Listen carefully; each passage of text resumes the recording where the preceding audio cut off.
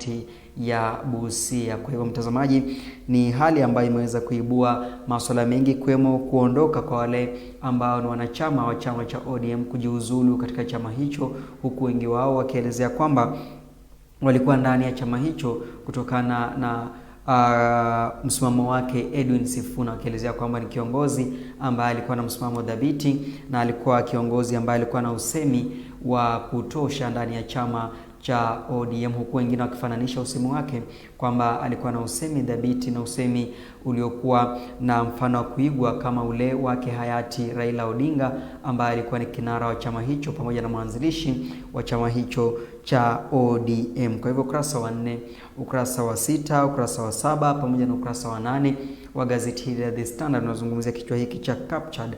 Je, ni kwamba huyu Oburu Odinga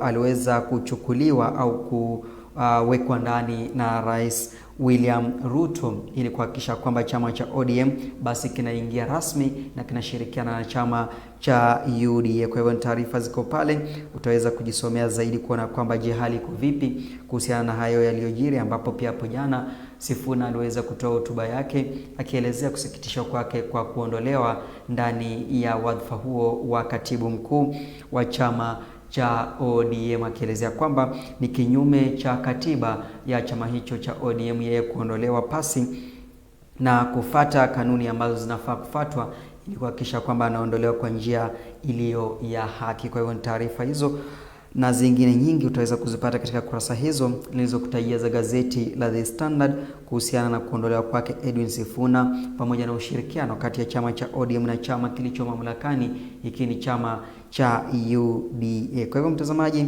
pale mwandishi alipotoa kichwa hiki cha captured, akaweza kuandika pale au akaweza kuweka pale picha za viongozi wawili. Kiongozi wa kwanza ni Rais William Ruto akiwa anamlisha keki kiongozi wa chama cha ODM Oburu Odinga, ili kuelezea zaidi kuhusiana na hiki kichwa cha captured. Je, huenda Rais William Ruto basi aliweza kumweka ndani au kuweza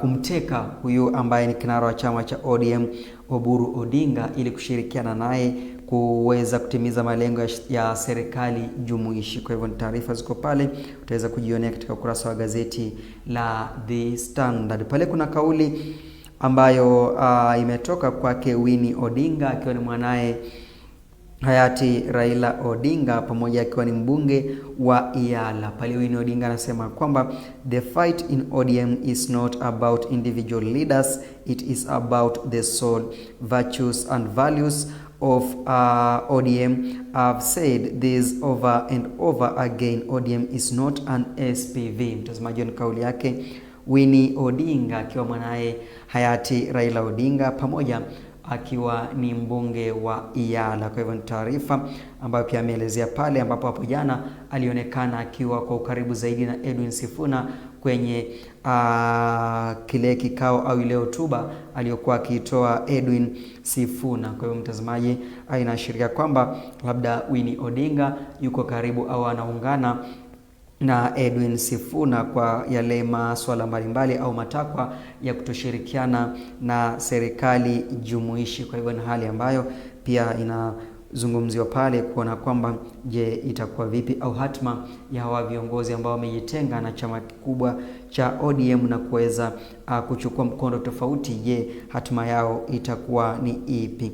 Pale kuna baadhi ya viongozi ambao walijitokeza hapo jana kwenye hotuba hiyo yake Edwin Sifuna. Kulikuwepo na gavana wa kaunti ya Siaya, tunamzungumzia James Orengo. Kumbuka kaunti ya Siaya sasa ni kaunti ambayo pia vile vile ina zungumziwa sana, au ni kaunti ambayo ina usemi zaidi, manake pale utapata kwamba gavana James Orengo anaunga viongozi wengine waliojitoa ndani ya chama cha ODM ambacho kiliamua kushirikiana na serikali ya chama cha UDA. Tunazungumzia watu kama kina Edwin Sifuna ambaye ni senator wa kaunti ya Nairobi, kuna Babu Owino mbunge wa Embakasi Mashariki, miongoni mwa viongozi wengine ambao walijitenga ndani ya chama cha ODM na kuwa na kauli zao tofauti, licha kuwepo na muonekano kwamba chama cha ODM basi kitashirikiana na chama cha UDA. Basi ndani ya hao viongozi waliojitenga na kauli za chama cha ODM au mpango wa chama cha ODM kushirikiana na Rais William Ruto,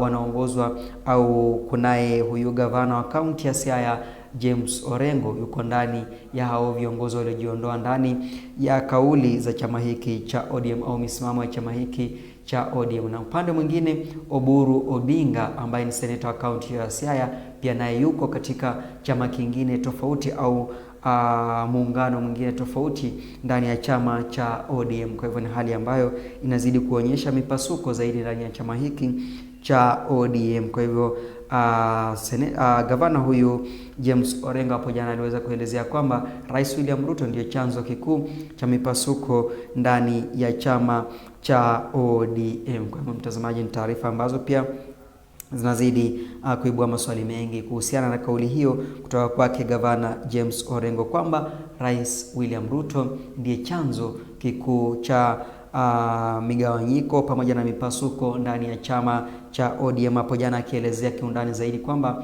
katika mikutano yake ya hadhara alipokuwa akikutana na Rais William Ruto, basi alikuwa akimuonya au akielezea kwamba asije akaingilia demokrasia ya vyama katika taifa la Kenya. Kwa hivyo anaelezea kwamba Rais William Ruto ndiye yuko katika mstari wa mbele wa migogoro ndani ya chama cha ODM. Kwa hivyo ni taarifa ambayo utaipata katika ukurasa wa 4, ukurasa wa 6, ukurasa wa 7 pamoja na ukurasa wa 8 wa gazeti hili la The Standard asubuhi ya leo, kwa asubuhi ya tarehe 13 mwezi Februari mwaka 2026.